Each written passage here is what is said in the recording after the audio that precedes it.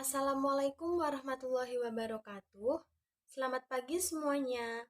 Yang terhormat Bapak Zainal Afifi SEMSI sebagai dosen pengampu mata kuliah akuntansi sektor publik, serta teman-teman kelas akuntansi 3B yang saya sayangi.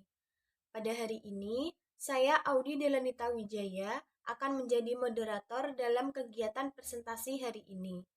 Saya bersama rekan saya, Monalisa Rizky Wardani, akan mempresentasikan materi tentang siklus pengadaan barang dan jasa publik, serta teknik pengadaan barang dan jasa publik. Materi pertama akan disampaikan oleh rekan saya, Monalisa Rizky Wardani. Kepadanya saya persilahkan. Baik, di sini kami akan melanjutkan materi pengadaan barang dan jasa publik mengenai siklusnya. Minggu lalu sudah dijelaskan sedikit oleh kelompok yang sebelumnya, tetapi untuk mengingatnya kembali, saya akan menjelaskan siklusnya dari awal. Yang pertama yaitu penetapan peraturan pelaksanaan anggaran. Tahapan pertama dari siklus pengadaan barang dan jasa publik adalah menetapkan aturan dalam melaksanakan anggaran yang telah ditetapkan agar pelaksanaan dapat dikendalikan. Yang kedua yaitu distribusi anggaran ke masing-masing organisasi atau unit.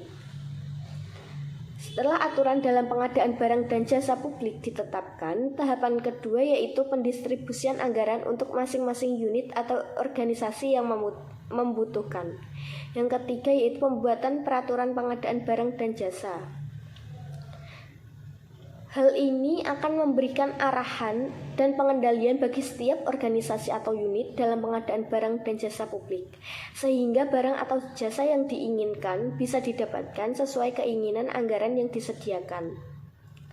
Lalu selanjutnya, penentuan program yang membutuhkan pengadaan barang dan jasa.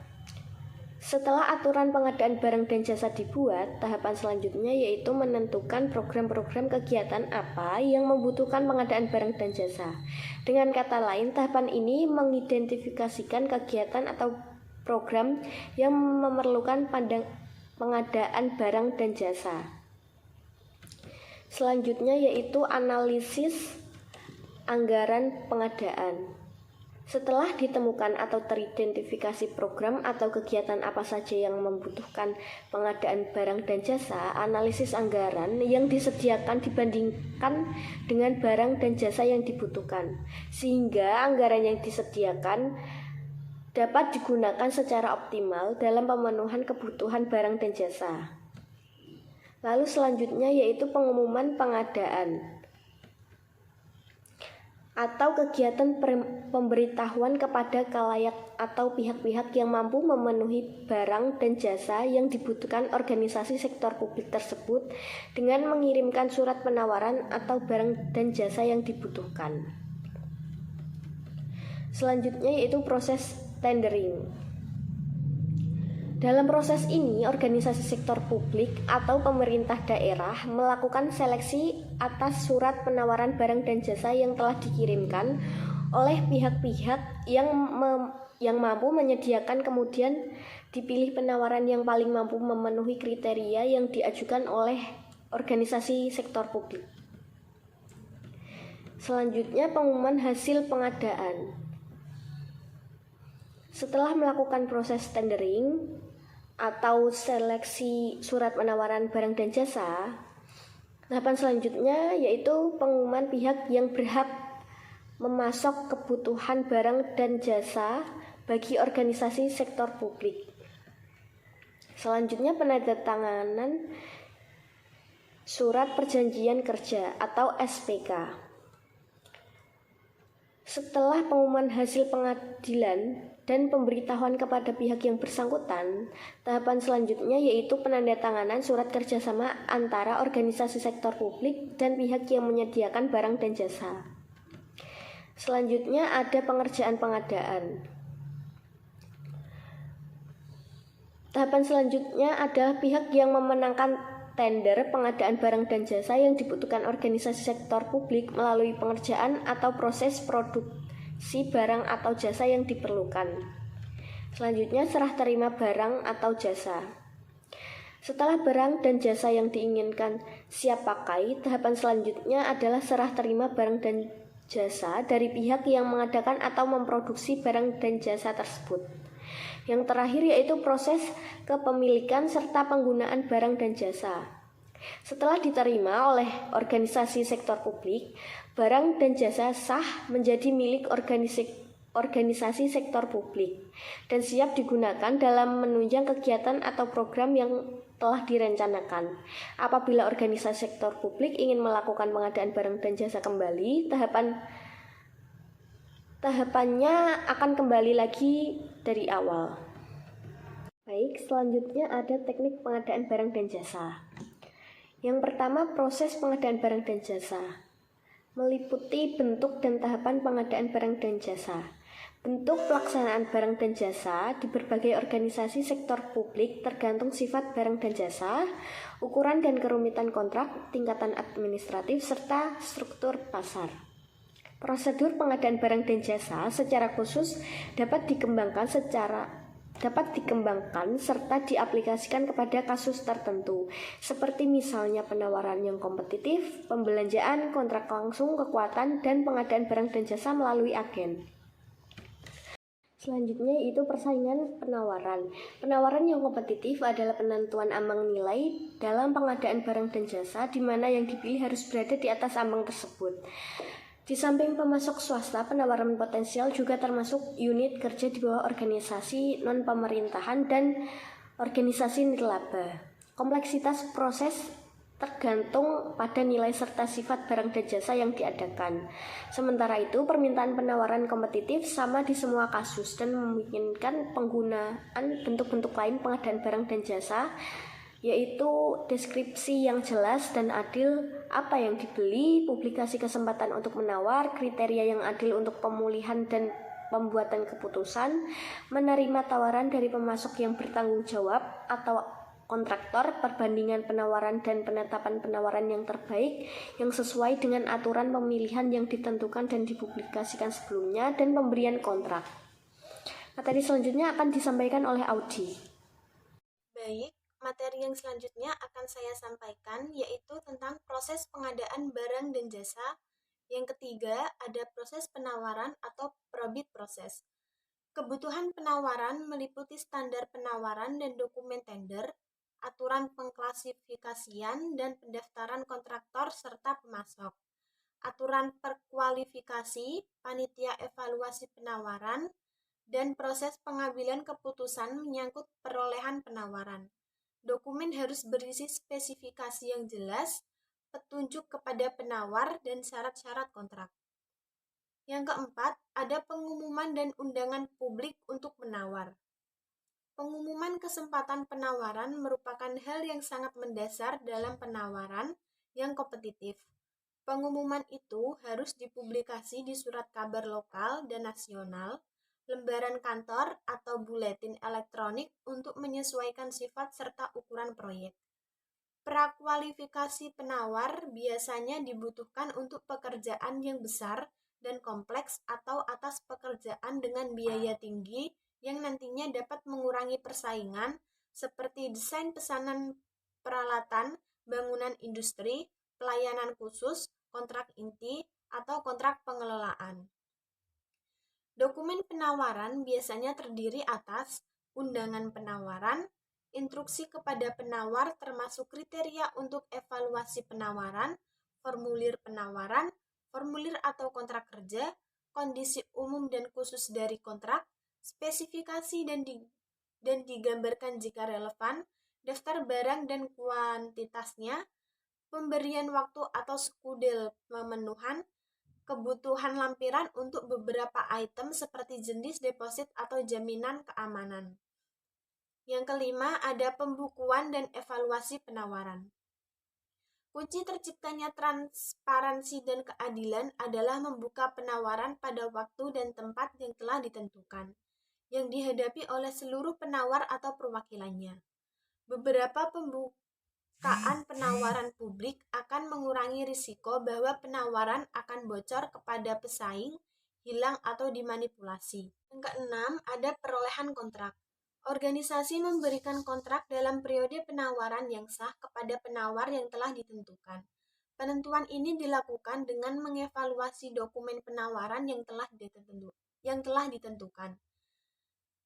Penentuan ini dilakukan dengan mengevaluasi dokumen penawaran yang memiliki biaya memadai.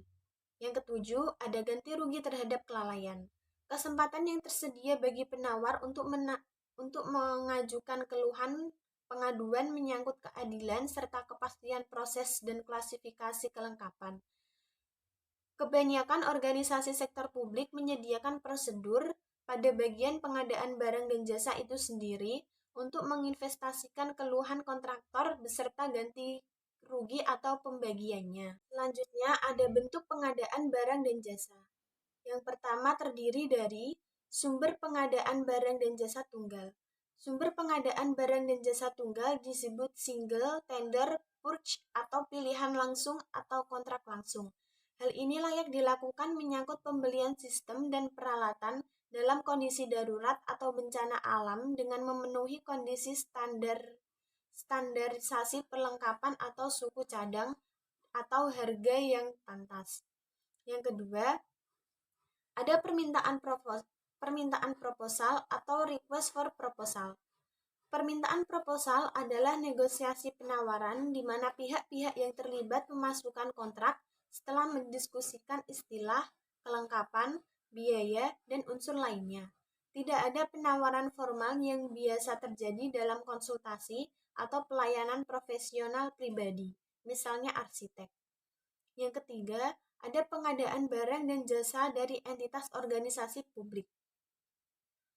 Kontrak antar organisasi sektor publik juga berguna bagi integrasi bangsa di negara berkembang.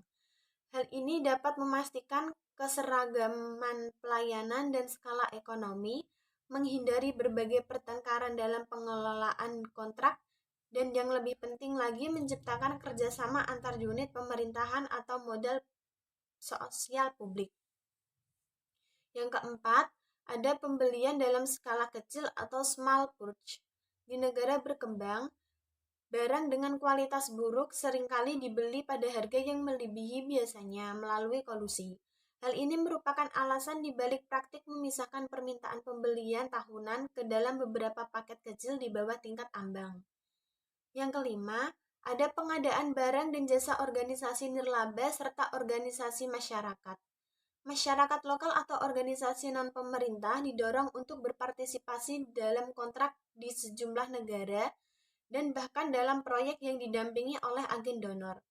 Tujuannya adalah untuk menaikkan kelangsungan proyek mencapai tujuan khusus sosial, mengembangkan rasa memiliki proyek tingkat sosial. Yang keenam, ada penawaran dalam proyek yang didanai agen donor.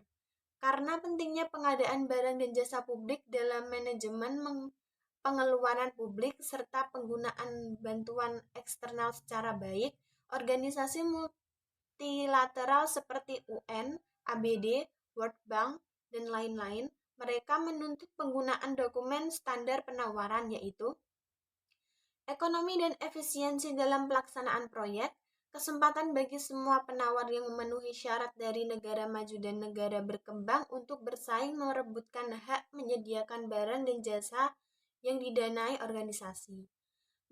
Mempromosikan kontrak domestik dan industri manufaktur di negara penerima bantuan. Transparansi dalam proses pengadaan barang dan jasa. Bentuk yang tiga ada administrasi kontrak dan pengawasan.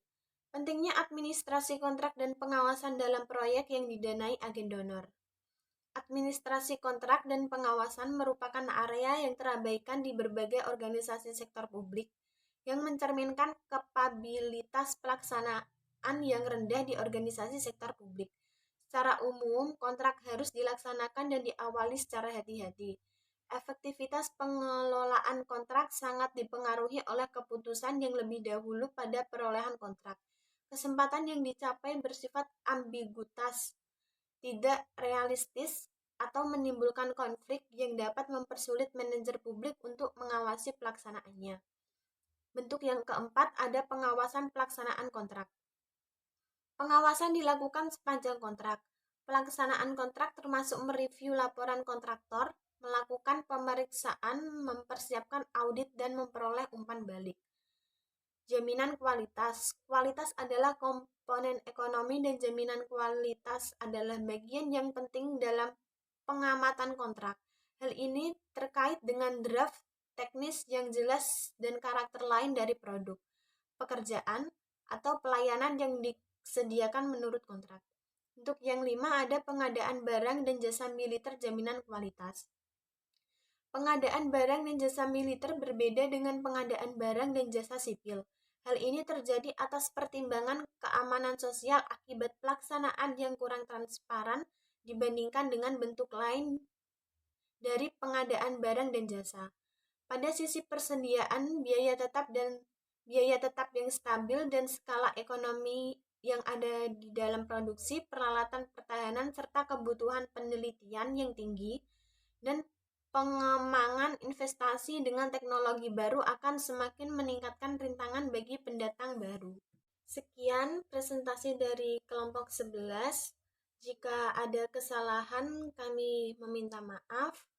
Dan kami membuka 2 sesi pertanyaan untuk teman-teman yang ingin bertanya, serta kami juga memiliki 1 pertanyaan untuk teman-teman yang ingin menjawabnya, yaitu dari presentasi kami dijelaskan mengenai prosedur dalam pencairan anggaran. Perbandingan harus diperoleh setidaknya dari 3 pemasok barang. Sebutkan 3 pemasok barang yang dimaksud tersebut. Terima kasih. Baik, saya akhiri presentasi hari ini. Assalamualaikum warahmatullahi wabarakatuh.